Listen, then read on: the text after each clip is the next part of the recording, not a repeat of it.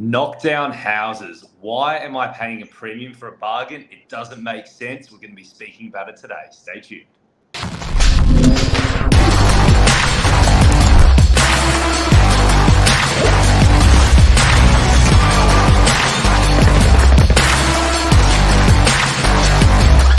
I'm the ringleader, so listen up.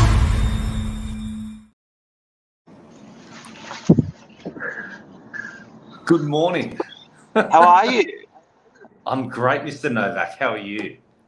Very good, thanks. I've been watching Bruce Lee on Netflix. Ah, is that where those moves came from? Yeah. 50 episodes. Brilliant. And how far are you through? I've watched nine so far.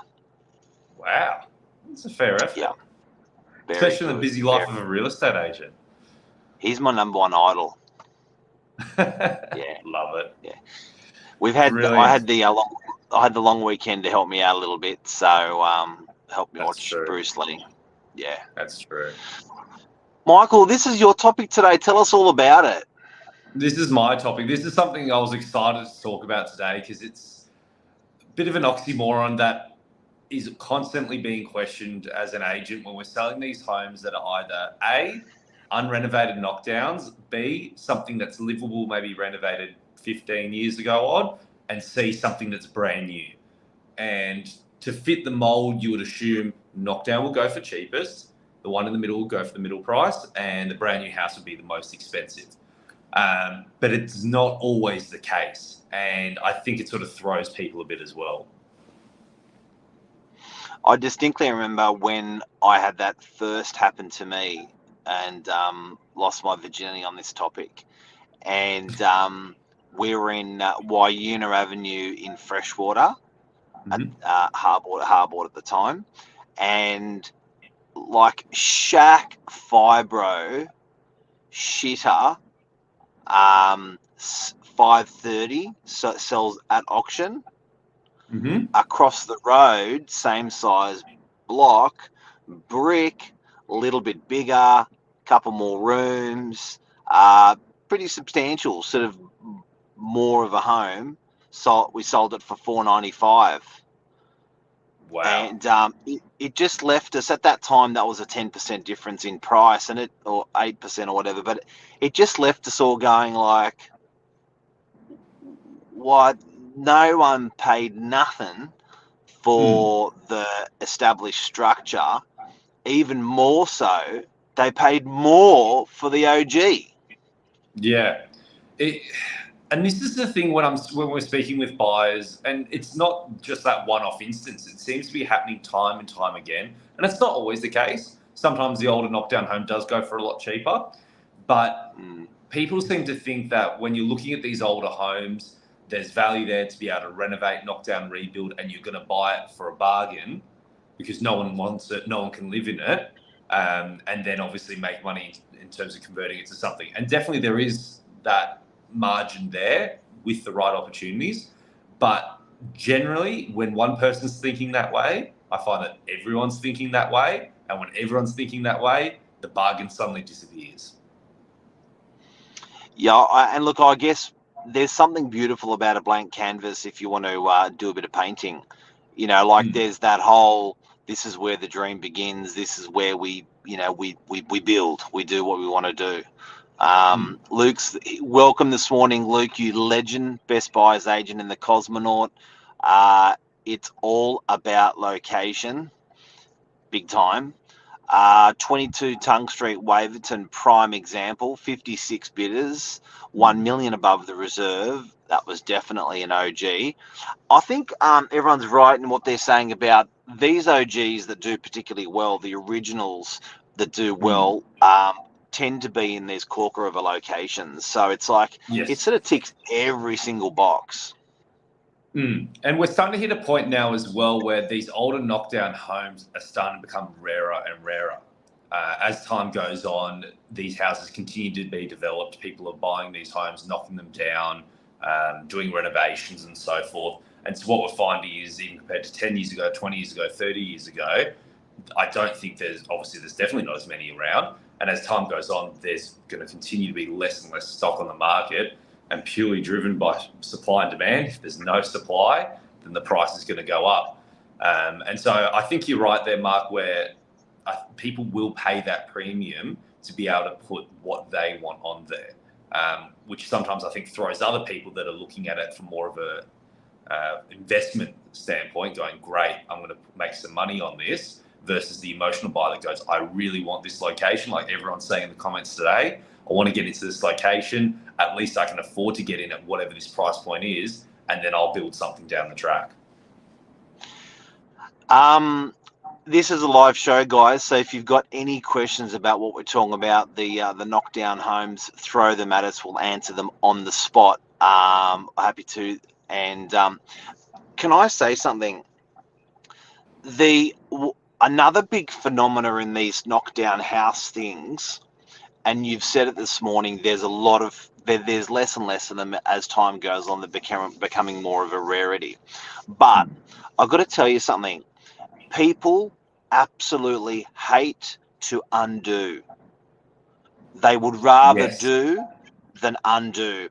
And what really grates people is when they have to. So you know when I gave you that example of the two houses across the road from each other, one was brick. They'd probably spent 50 grand over 70 grand over the more than the other house.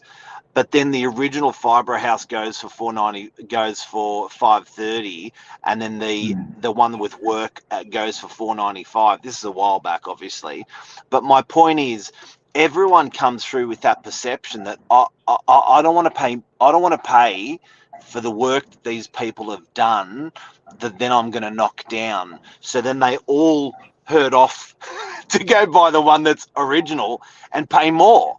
So people, you got to remember this, guys. People would rather do than undo. They'll even pay substantially more, which doesn't make sense.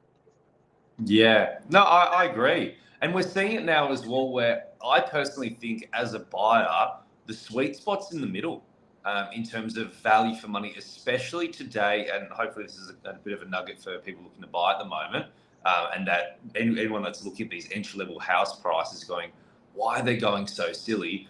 And what we're starting to find is, and it's there in the data, these entry-level houses that are either unlivable or knockdowns are selling for pretty much almost an identical price or only a smidge less than something that is maybe renovated 10, 15, 20 years ago that's fully livable, that's lovely. It's not brand new, but it's that sort of mid-tier in comparison.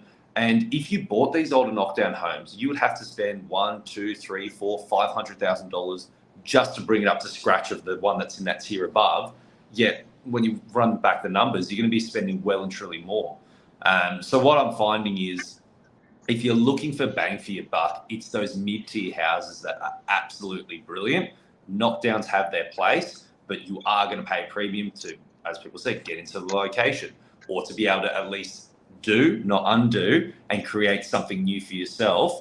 But if you're not looking for that, and you are still looking for that true so-called bargain, I think the ones in the middle are the best.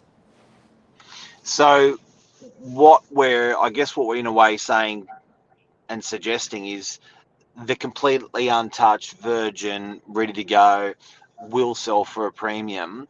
The ones that you may have to undo some work if they've had a shit bathroom, a shit kitchen, or they've got something awkward about them, they could actually be the better buy. The cheaper buy, the lesser cost, even though you have to undo what's already there. That's really interesting. Really interesting. Put simply, if everyone's looking at it, then it's not going to go for a premium. If less people are looking at it, then there's more chance you're going to pick it up for a fairer price.